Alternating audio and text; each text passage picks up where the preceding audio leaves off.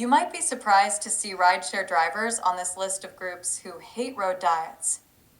At first blush, it sounds counterintuitive to include them because, maybe more than any other sector, rideshare companies have capitalized big time on the shift away from private car use. But if you really think about it for a second, the distinction between rideshare companies and the drivers they contract with is immense. These men and women all seem to be walking on eggshells so as not to lose their source of income. Time and time again, we heard driver anecdotes related to the precariousness of accepting fares in cities with road diets. One gentleman we spoke with said, "The company, they banned my system in the system. They say you drop off the person like not on the drop-off spot, but you passed it, and you pick the guy before the bus stop. I don't want to get $100 ticket. They text you and then you are banned."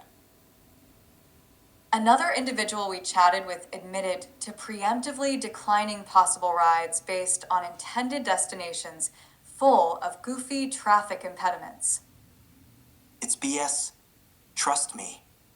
No reason they're putting the bike lanes and no reason they're putting the chairs and tables on the streets. I deny customers. I see where they are going and avoid it. If the road is blocked, it's not my fault. If I circle it, it will be another 30 minutes for the same $5. Can you blame them? Very few people would be willing to work consistently under these conditions.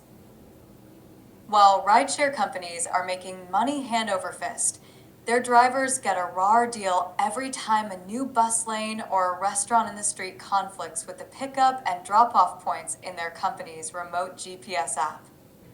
In other words, road diets are bad for rideshare drivers too.